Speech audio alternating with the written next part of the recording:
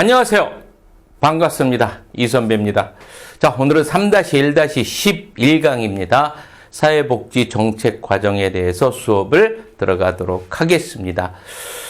오늘 배우는 이제 사회복지 정책 과정은요, 한마디로 이야기해서 우리 사회에서 이제 엄청나게 많은 여러 가지 사회복지 제도가 많이 있죠. 이런 여러 가지 제도들이 어떻게 만들어지는 그 과정에 대해서 이제 공부하는 시간입니다. 근데 뭐 사회복지뿐만 아니라 다른 부분도 있죠. 다 이런 비슷한 과정을 거치면서 만들어진다라는 거 이제 여러분들이 그렇게 이해하시면 되겠고요. 자, 일정한 이제 과정을 거치는데 이제 제일 먼저 나오는 것이 사회 문제입니다. 그래서 이 부분을 어떻게 할까 이 선배가 이제 생각을 했는데, 우선은 여러분들이 이제 간단하게 어떤 과정을 거치는지에 대해서는 여러분들이 알고 넘어가야 되겠죠. 그래서 이제 한번 써보고 가도록 할게요, 여러분들. 제일 먼저 나오는 것이 이제 뭡니까? 사회 문제입니다. 사회 문제가 일어나요. 사회 문제가 일어나면 이것이 어떻게 됩니까, 여러분들? 이슈화 됩니다. 이슈화되고, 이슈화를 거치면서 이제 의제화 된다라고도 하고, 아젠다라고 하고, 우리 때는 아젠다라고 하고, 요즘은 어젠다라고 하던데, 예, 의제화 됩니다. 아젠다라고도 하고요. 자, 그리고 이제 의제화를 거친 다음에 여러 가지 정책 대안이 형성되죠. 정책 대안이 형성이 됩니다. 대안이 형성이 되고요. 여러 가지 대안 중에서 하나를 어떻게 해야 되겠습니까? 결정을 해야 되겠죠.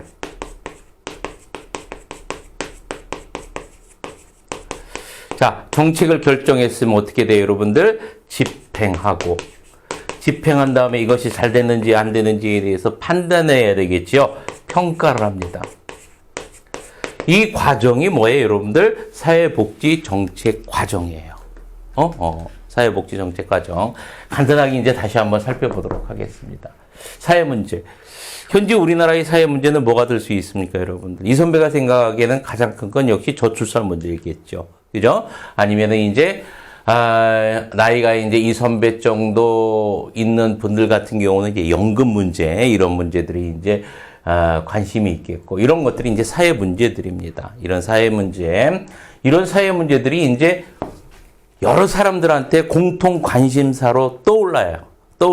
뭐 공론화 된다라고도 이야기하죠. 이걸 뭐라고 하는 거예요, 여러분들? 이슈화 된다라고 이야기하는 겁니다. 이슈화. 그래서 대중들이 뭐 정치가 뿐만이 아니라 일반 대중들도 모두 다 관심을 갖고 있는 것. 그래서 이슈로 올라옵니다. 이게 이제 공론화 되기도 하고. 자, 이렇게 이슈화 되니까 여러분들 정치인들이나 정부는 가만히 있으면 되겠습니까? 안 되겠죠. 그죠? 이거를 어떻게 정치적으로 해결하기 위해서 논의해야 되겠죠. 이 논의의 대상으로 올라오는 거를 그걸 뭐라고 하는 거야? 의제화 또 어젠더라고 이야기하는 거예요. 알겠죠? 여기 어젠더라고 적어 놓을까요, 여러분들? 네, 어젠더. 우리는 아젠다라고 배웠는데, 자, 의제화. 그래서 정치인들이 논의의 대상으로 삼는 것. 그걸 의제화. 아젠다라고 이야기합니다. 자, 여러 가지 이제 논의 대상하면서 여러 가지 이제 논의를 삼겠죠. 이제 논의를 하면서 어떻게 이거를 해결해 나갈까에 대해서 고민도 하고 여러 가지 이제 거기에 대한 이런 문제들에 대한 대안을 어떻게 마련하겠죠. 그래서 사회 문제의 해결 방안들을 이제 여러 가지 방법들을 만들어내는 과정. 이게 정책 대안 과정이고요. 그럼 여러 가지 대안이 만들어졌어. 대안이 만들어진 것 중에서 하나를 어떻게 해야 되겠습니까? 결정하는 게 정책 결정입니다. 여러 가지 대안 중에서 하나를 선택하는 게 정책 결정인데, 오늘 배우는 것 중에서 여러분들 하이라이트가 바로 정책 결정입니다. 정책 결정. 여기에는 이제 합리 모형, 만족 모형, 점증 모형으로 이제 비합리적 모형이라고 하죠. 또 혼합 모형, 최종 모형, 쓰레기 모형, 이렇게 이제 6가지가 있는데, 이걸 여러분들이 잘 알고 있어야 됩니다. 예. 오늘의 하이라이트 정책 결정 6가지 모형 기억해 둬야 되고요. 자, 이제 결정을 했어. 그럼 어떻게 되겠습니까, 여러분들? 집행. 여기서부터는 여러분들 다음 시간에 공부하도록 하겠습니다. 집행과 평가에 대해서는. 자, 이렇게 몇 가지 과정을 거친다. 하나, 둘, 셋, 넷, 다섯, 여섯 가지, 이것까지 일곱 가지네. 일곱 가지 과정을 거친다라고 여러분들이 기억을 해두고 굳이 암기할 필요는 없습니다. 굳이 암기할 필요는 없습니다. 다 이렇게 이제 이루어지니까 여러분들이 생각하면 충분히 그냥 문제 풀다가도 생각할 수 있는 그런 과정들입니다. 그러니까 어렵지 않으니까 굳이 외울 필요는 없다라는 거 말씀을 드리면서 이제 칠판을 보면서 수업을 나가도록 하겠습니다. 제일 먼저 나오는 것이 이제 첫 봤다가 사회 문제였었죠. 사회 문제 이슈화라는 거 무슨 말인지 알죠? 이거는 요 앞부분은 여러분들 그냥 이 선배가 좀 전에 이야기했던 것처럼 그 정도만 여러분들 머릿속에 기억해두고 넘어가면 됩니다. 알겠죠? 너무 깊숙이 할 필요 없습니다. 그래서 사회 문제가 발생하면 이게 이슈화되면 뭐가 된다? 논의의 대상이 된다. 이거를 뭐라고 한다? 의제와 아니면 어젠더라고 하고요. 자, 이 어젠더의 종류가 나오는데 뭐 공공의제와 정부의제 있다라는 것 정도만 기억을 해둡니다.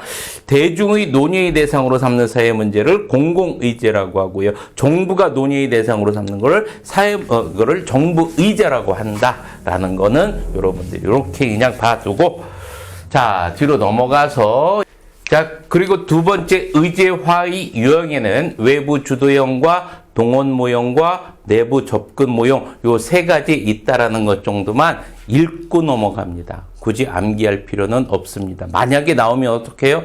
나오면 할 수 없죠. 이 선배가 이런 것까지 다 암기하라고 이야기하고 싶지는 않습니다. 중요한 거는 따로 있으니까. 자, 이제 뒤로 넘어갑니다. 자, 그리고 정책 대안. 대안이 이제 모색을 해야 되겠죠. 여러 가지 정책 대안. 정책 대안 같은 경우는 여러분들 어떤 거라고 했었어? 사회 문제가 발생했어. 사회 문제가 발생했으면 그 사회 문제를 해결하기 위한 여러 가지 방법들이라고 했었죠. 그렇죠? 이 해결할 방법들을 만들어내는 것을 정책 대안이라고 이야기했었고요. 크게 두 가지가 있습니다. 점진주의적 방법과 그리고 창조적 방법. 두 가지가 있다. 점진적 방법 같은 경우는 이미 알려진 것들, 여러 가지 알려진 것들을 이제 정책 대안으로 삼는 거야. 이제 쭉 예전에 뭐가 있었나. 그래서 신문도 뒤척뒤척 해보고 외국에 있는 사례 같은 경우도 이제 한번 쭉 이제 살펴보고 이렇게 하는 거를 여러분들 점진적 방법이라고 하는 거야. 알겠죠? 그래서 이미 알려진 것, 어떤 거 이제 여러분들 이제 대표적으로 이제 과거라든지 아니면 해외 사례라든지 이런 것들을 살펴보는 것들을 점진주의적 방법이라고 하는 거예요. 그리고 두 번째 창조적 방법이라는 것은 뭘 얘기할까? 딱 봐도 알겠죠? 그래서 창의적으로 개발하는 거.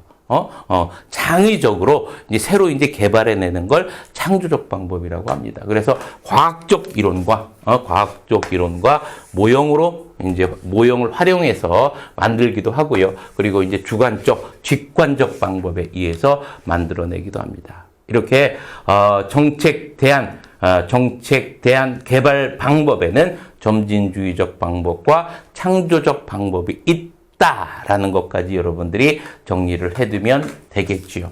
자, 됐죠? 자, 이렇게 됐으면 뒤를 넘어가서 오늘의 하이라이트 정책 결정 모형에 대해서 수업을 들어가도록 하겠습니다. 자, 정책 결정이라는 것은 무엇을 얘기한다라고 했어요? 지금 방금 정책 대안 얘기했었죠? 그래서 대안 중에서 하나를 선택하는 방법이야. 정책 결정이라는 것은 무엇을 얘기하는 거다? 여러 가지 대안 중에서 하나를 선택하는 방법이야. 알겠죠? 자, 제일 먼저 나오는 것이 여러분들 합리 모형입니다. 합리 모형. 이제 보면서 이제 수업을 나갈 텐데 특징을 잘 잡고 넘어가면 돼. 특징 이해하고 넘어가는 것 좋지요. 합리적이다. 그래서 합리 모형이에요. 누가 합리적이다? 인간이 합리적이야. 인간은 절대전능한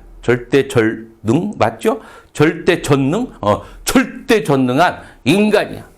엄청나게 합리적이야. 그래서 틀리지를 않아. 한번 만들면 그냥 베리 굿이야. 뭐든지 잘 만들어. 이게 뭐야? 합리 모형이에요. 알겠죠? 그래서 인간은 어떻다, 여러분들? 엄청나게 합리적이다. 절대 전능하다. 이렇게 본 게 합리 모형입니다. 한번 보도록 하죠. 인간은 어떻다? 인간은 합리적이다. 그래서 정책 결정하는 인간이 이성적이고 합리적이다. 인간이 이 정책 결정 하나를 뽑잖아요. 이 하나를 뽑는데 어떻게 이성적이고 합리적이야. 뭐 빈틈이 없어. 그래서 어떻게 한다? 정책을 뽑는 데 있어서 어떤 최선의 정책 대안을 찾을 수 있다라고 보는 게 여러분들 합리적 모형입니다. 합리 모형. 자, 그래서 인간 능력에 대한 무한 신뢰, 인간 능력에 대해서 인간 능력은 어떻다, 여러분들? 따따몽이다. 이게 무슨 모형? 합리 모형입니다. 알겠죠? 자, 그래서 대안의 비교 기준은 비용 편익 분석. 비용 편익 분석이라는 것은 무엇인지 알죠? 비용 편익 만족감. 돈을 들여, 비용을 들여, 거기에 대한 만족감이 편익이잖아. 이걸 분석하는 거야. 그래서 적게 내지만 많은 만족감을 얻는다라는 거야. 알겠죠? 쉽게 이해하게 하자면, 가성비 좋은 제품을 무지하게 그냥 잘 골라낸다라는 얘기입니다. 그래서 비용 편익 분석 같은 판단 기준이 명백하게 존재한다. 명백하게 존재하기 때문에 항상 어떻다? 100% 그냥 항상 최선의 어떤 대안을 선택해낸다라고 하는 것이 합리 모형입니다. 합리 모형. 자, 이렇게 이제 우리 합리 모형에 대해서 정리를 해두고요. 이러면 좋겠죠. 이러면 좋겠습니다. 이러면, 나는 왜 이렇게 안 되나 모르겠어요. 나는 이 합리적인 인간이 아닌 것 같은데. 그렇죠. 한계점 뭡니까? 한계점. 이선배 같은 사람도 있어요. 비합리적으로. 주식을 샀다면 어떻게 그거는 반드시 떨어집니다. 그냥 떨어져. 반토막 나고. 그렇다란 얘기예요. 자, 두 번째.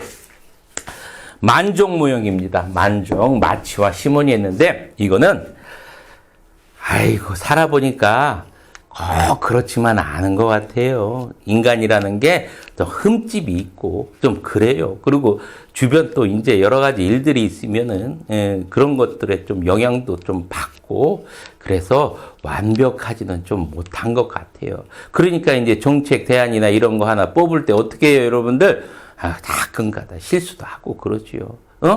한마디로 말해서 만족 모형은 인간은 완벽하지 못해. 약간 좀 부족한 게 있어.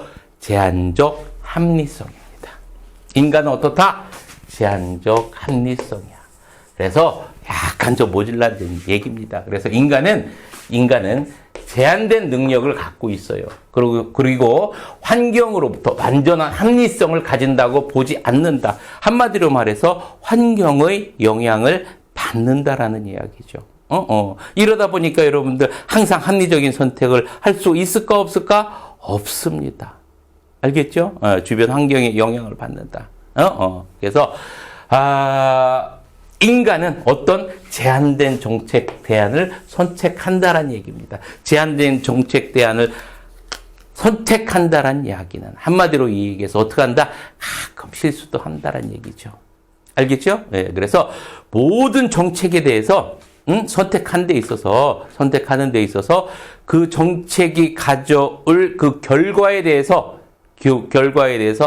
잘 안다 모른다 완전히 예측할 수는 없다라고 보는 게 만족 모형입니다.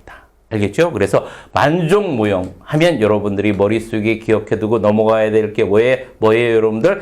인간은 제한된 합리성이야. 제한된 합리성.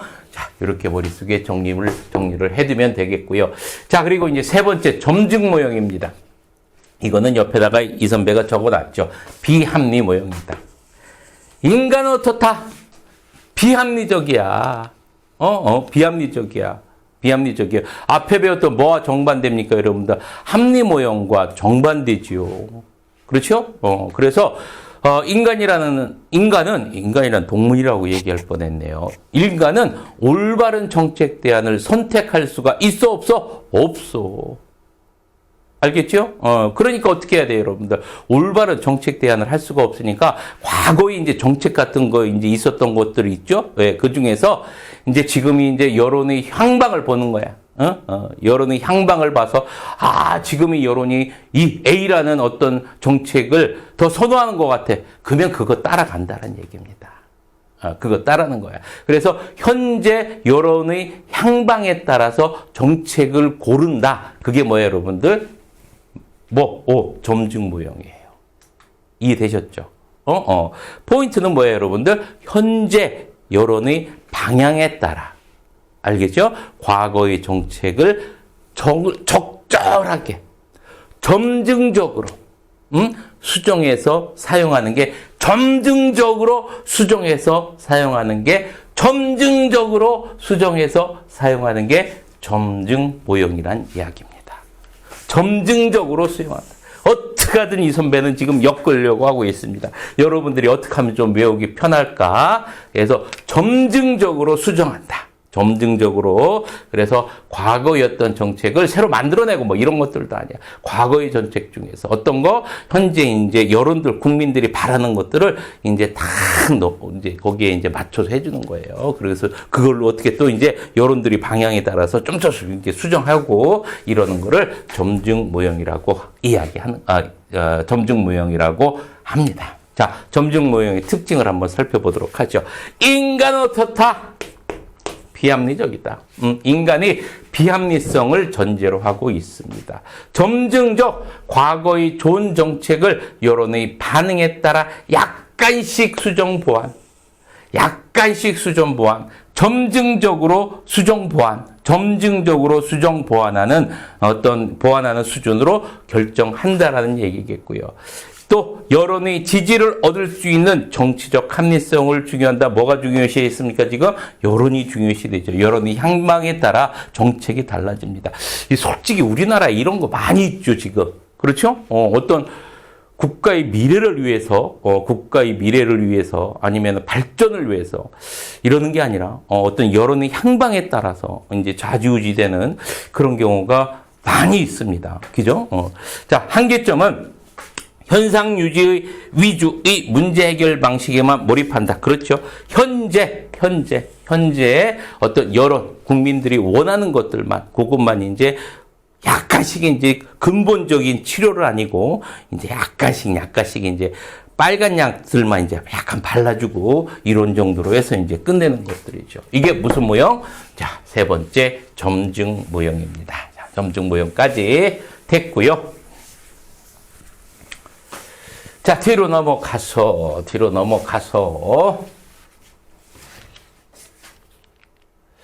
자, 네 번째 혼합 모형입니다. 혼합 모형이라는 것은, 두 가지 모형을 같이 혼합했다라고 해서 혼합 모형입니다. 그래서 이제 합리 모형과 점증 모형을 서로 이제 혼합한 게 혼합 모형인데, 딱 봐도 여러분들 너무 극단적이죠. 그죠? 합리 모형은 인간을 어떻다고 봤어요? 합리적인 인간으로 봤고, 점증 모형은 인간을 비합리적인 거로 봤잖아요. 그죠? 근데 이거를 같이 이제 혼합해서 절충했어요. 그래서 너무 극단적인 형태의 모형이라 잘 사용하지는 않습니다. 잘 사용하지 않는데, 일반적으로는 이제 사용할 때는요, 합리 모형을 사용하고요. 합리 모형을 기본적으로 사용하고, 이거를 이제 점증적으로 이제 수정 보완하는 그런 어떤 점증 모형을 사용을 합니다. 둘을 이제 같이 혼합해서 사용을 하는데, 많이 사용하지는 않는다라는 거 정도 여러분들이 머릿속에 기억을 해두고 넘어가면 되겠죠. 자, 이렇게 이제 혼합 모형에 대해서 살펴봤고요. 최종 모형입니다. 최종 모형 같은 경우는 여러분들이 잘 기억을 하고 넘어가야 됩니다. 시험 문제 자주 나오죠. 최종 모형이라는 것은, 이제 앞에 있었던 우리 이제 점증 모형, 인간을 비합리적 인간으로 봤던 점증 모형이나 합리적 모형 있죠? 합리적으로 봤던 합리 모형은 이제 비판한 모형입니다. 비판한 모형이고, 이제 한마디로 얘기해가지고 어떤 형태냐면, 이제 올바른 정책을 하기 위해선, 우리 이제 정책 여러 가지 대안 중에서 하나를 이제 검토해가지고, 하나를 이제 선택을 하잖아요. 그런데 그거는 올바른 방법이라고 이야기하지 않습니다. 그래서 거기에서 끝나는 게 아니라 여러 가지 대안 중에서 하나를 선택하고 그것으로 결정하는 것으로 끝나는 것이 아니라 그렇게 하면 안 된다. 그래서 올바른 최적의 어떤 모형은 정책 결정 준비 단계에서부터 언제까지 집행 단계 전 과정을 다 검토한 다음 최적의 결정을 그래야만 이제 최적의 결정을 할 수 있다라고 보는 게 여러분들 그게 최종 모형입니다. 전체를 봐야 뭘 한다? 그를 통해서 올바른 선택을 할 수 있다라는 게 그게 바로 최종 모형이다. 이게 무슨 시각? 체계론적 시각이잖아요. 그죠? 체계론적 시각. 체계론이라는 것은 어떤 것인지 알죠? 앞에서 배웠던 거. 자, 부분의 합인데 이 부분이 어떤 원리에 의해서 어떻게 큰 하나의 전체를 이루고 있다. 그죠? 그렇기 때문에 어떻게 봐야 돼? 이것도 정책 결정하는 것도 전체를 다 봐야 돼. 이렇게 보는 거. 이걸 무슨 모형이라고 한다, 여러분들? 최종 모형이라고 하는 거예요. 알겠죠? 자, 그래서 이렇게 머릿속에 기억을 해두고, 자, 최종 모형 한번 보도록 합니다. 체계론적 시각에서 정책 성과를 최적화한다. 체계론적 시각이다. 체계론적 시각이다. 전체를 다 본다. 전체 과정을 전부 다 살펴보아야만 할 수 있다. 최적화된 정책 결정을 할 수 있다라는 거. 그렇게 기억해 두고요. 이 최적이라는 것은 여러분들 양적인 것이 아니라 질적인 겁니다. 질적 모양이라는 거 기억해 두고 경제적 합리성뿐만이 아니라 초합리성이라는 거 뭘 들 수 있겠습니까? 여러분들 이제 직관이라든지 이런 것까지 이런 것까지도 다 살펴야 된다는 얘기예요.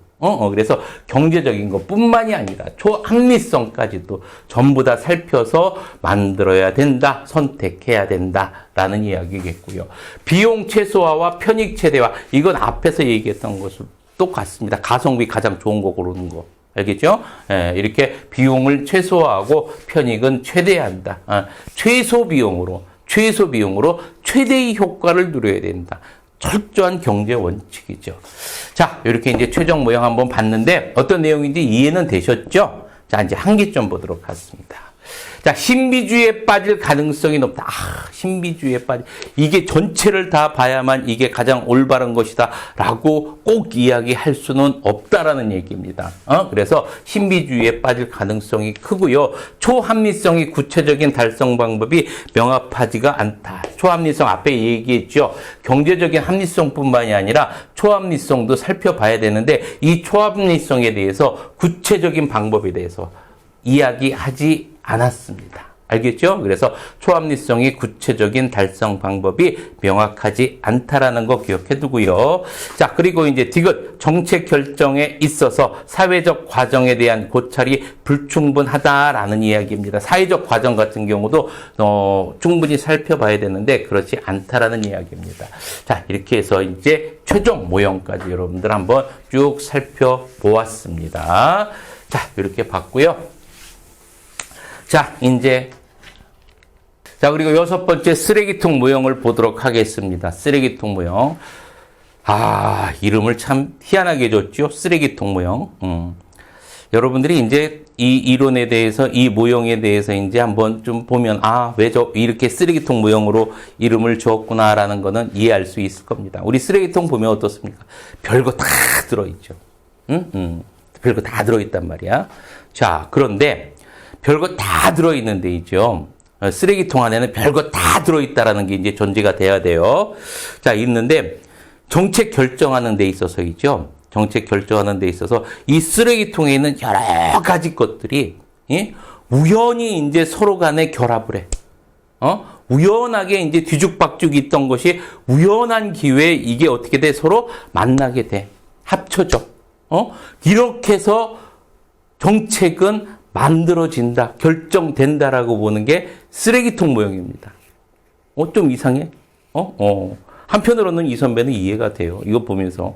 현대사회는 굉장히 복잡하죠. 여러 가지, 한 가지에 의해서 이루어지는 것이 없습니다. 그래서 1+1이 2가 아니라 A+B가 C가 되는 세상입니다. 그래서 꼭 일정한 규칙에 의해서 체계적으로 어떤 것이 만들어지지는 않죠. 그렇죠? 그래서 어떻다라는 얘기야, 여러분들? 그 시대 상황에 맞춰가지고, 이제 여러 가지 대안이라든지, 아니면 어떤 정치라든지, 이런 흐름들이 서로 막 뒤섞여 있다가, 우연한 기회에 이것들이 서로 결합된다라는 이야기야. 결합돼서 그것이 하나의 정책으로 만들어진다라는 이야기입니다. 알겠죠? 이게 쓰레기통 모형이에요. 다시 한번 정리해 봅니다. 정책 결정이라는 것은 일정한 규칙에 따라서 체계적으로 이루어지는 것은 아니다. 알았죠? 자, 여기에서는 쓰레기통에서는 세 가지 흐름이라고 했는데 정치의 흐름이나 정책 문제의 흐름이나 정책에 대한 여러 가지가 있겠죠. 정치도 여러분들 뭐 여야도 있고, 여야가 아니죠. 좌파, 우파도 있고요. 그렇죠. 중도도 있고요. 정책 대안도 여러 가지가 있을 거 아니야. 이런 것들이 어떻게 됐다는 얘기야. 쓰레기통처럼 서로 뒤죽박죽 섞여져 있다라는 이야기입니다. 이게 여러 막 움직이다가 어떤 계기를 통해서 우연히 서로 만나게 돼서, 서로 합쳐져서, 뭐가 만들어진다? 정책이 만들어집니다. 체계적이에요? 비체계적이에요? 비체계적이죠. 그렇다라는 게 뭐다, 여러분들? 쓰레기통 모형입니다. 이해되셨죠? 자, 이해됐으면 한번 보면서 이제, 확인하고 넘어갑니다. 쓰레기통 모형의 흐름. 세 가지야. 세 가지인데, 이게 꼭 세 가지가 아니야. 여러분들, 정치의 흐름, 정책 문제의 흐름, 그 다음에 정책 대안, 이게 뭐 정치 흐름도 여러 가지고요. 그 다음에 정책 문제도 뭐 여러 가지고요. 그 다음에 정책 대안도 여러 가지들이죠. 그죠? 이런 것들이 뒤섞여 있단 말이야. 이들은 다 어떻습니까, 여러분? 다 독립적이야. 독립적인 거야. 독립적으로 막 돌아다닙니다. 쓰레기통처럼 뒤죽박죽 이제 섞여져 있습니다. 이렇게 뒤죽박죽 섞여져 있어요. 이런 흐름이 조직화된 무정부 상태에서 우연히 어떻게 돼? 우연히 만나서 비체계적으로 정책이 결정된다라고 보는 것이 무슨 모형이다? 쓰레기통 모형입니다. 됐죠? 자, 이렇게 머릿속에 정리를 해두고 정책의 흐름 속에 떠다니던 정책 대안들이 뭐와 정치와 정책 문제와 서로 어떻게 연결되어서 정책 결정의 기회를 맞는다라는 이야기겠고요. 자, 그리고 정책 전문가들은 지속적으로 특정 사회 문제에 대한 정책 대안들을 연구하고 있으며 여러 가지 만들고 있죠. 때를 기다리는 거야. 정책 대안들을 만들고서 때를 기다리는 거죠. 이 정책 대안들이 정치적으로 흐름과 정치적으로 문제 흐름에 의해 정책 아젠다로 등장할 때까지 기다렸다가 와, 나타났어. 그러면 서로 어떻게 한다는 얘기야? 결합한다는 이야기입니다. 알겠죠? 이런 모형이 뭐다, 여러분들? 쓰레기통 모형입니다. 쓰레기통 모형. 자, 되도록이면은 이 선배가 이해를 시켜주려고 지금 많이 노력은 하고 있습니다만은 이해가 되셨는지 모르겠습니다. 어찌됐든 이해를 해야 여러분들이 암기하기 편합니다. 자, 이렇게 여러분들 머릿속에 정리를 해 봤고요. 자, 이제 문제를 풀면서 확인해 나가는 시간을 갖도록 하겠습니다. 자, 43번. 사회복지정책의 대안을 개발할 때 활용할 수 있는 방법을 모두 고른 것은 이렇게 나왔죠. 그죠? 자, 한번 보도록 하겠습니다. 과거의 정책을 검토한다. 과거의 정책을 결정한다. 점진주의적 방법. 그죠? 해외 정책 사례를 검토한다. 역시 점진주의적 방법. 이거 점진주의적 방법. 있던 거잖아. 있던 거. 그죠? 있던 거, 있는 그대로. 이거는 점진주의적 방법. 자, 그리고 사회과학적 지식을 활용하고 직관적 방법을 활용한다. 이거는 창조적인 거잖아. 그렇죠? 창조적 방법이죠. 그래서 대안을 개발하는 거. 자, 기억, 니은, 디귿, 리을 다 포함됩니다. 그러면은 정답 43번에 몇 번? 5번이 되겠네요. 5번. 자, 됐죠? 자, 됐습니다. 자, 이제 44번 문제 보도록 하겠습니다. 정책 결정 이론 모형과 설명이 연결이 옳은 것을 모두 고른 것은 옳은 것 고르는 겁니다. 자, 기억, 합리 모형, 주어진 상황 속에서 주어진 목표를 해결하기 위해 최선의 정책 대안을 찾을 수 있다. 인간은 어떻다? 합리적이다. 맞아요? 틀려요? 맞죠. 그러면 기억 맞습니다. 맞고요.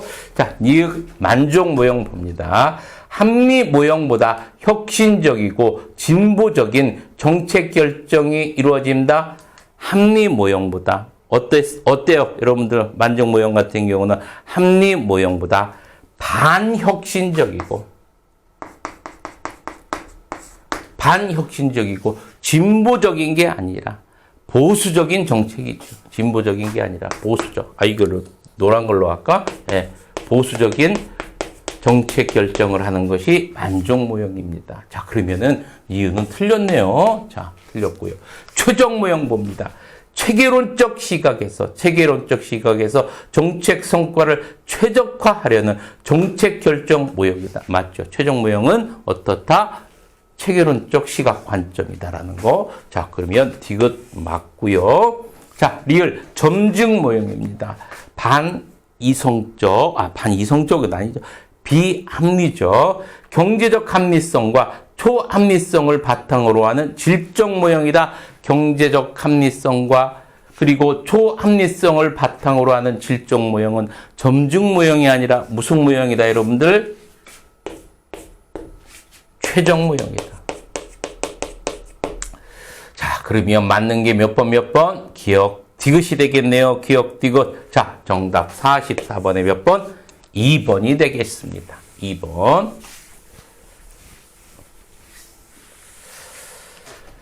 자, 45번 봅니다. 정책 결정 이론 모형에 관한 설명으로 옳지 않은 겁니다. 계속 이런 형태의 문제입니다. 알겠죠? 계속 이런 형태의 문제예요. 이 부분 같은 경우는 그래서 전체적으로 개념을 확실하게 잡고 넘어가는 것이 굉장히 중요합니다. 이 선배가 늘 이야기하는 거지만 어렴풋이 쫙 너무 많이 공부하려고 하지 마요. 지금 우리가 보고 있는 사회복지사 1급 과정 같은 경우는 엄청나게 많은 모형과 모델과 이론이 나옵니다. 그거 전체적으로 전부 다 여러분들 다 이해 못합니다. 알겠죠? 그래서 확실한 개념만 알고 넘어가도 여러분들 충분히 다 합격합니다. 충분히 다 합격. 자, 45번. 이거 또 이야기했는데 45번 봅니다. 정책 결정 이론 꼭 기억해 두세요. 확실한 개념만 잡으면 충분히 합격한다. 자, 정책 결정 이론에 관한 설명으로 옳지 않은 것은 이렇게 나왔습니다. 합리 모형. 인간은 합리적 인간이다. 인간의 이성과 합리성을 전제로 최선의 정책 대안을 찾을 수 있다라고 가정하는 게 합리 모형. 맞지요? 혼합 모형은 조직화된 무정부 상태 속에서 정책이 우연히 결정된다라고 보는 건 이거는 뭐라고 했어요, 여러분들? 혼합 모형이 아니라 쓰레기통 모형?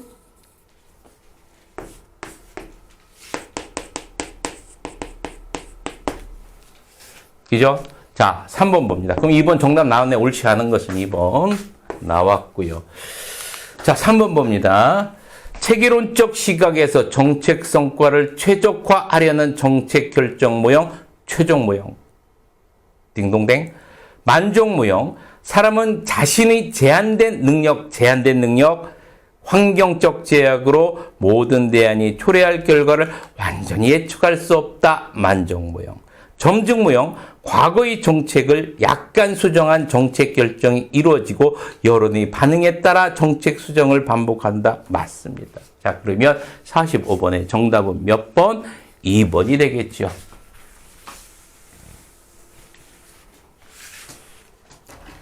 자, 46번 봅니다.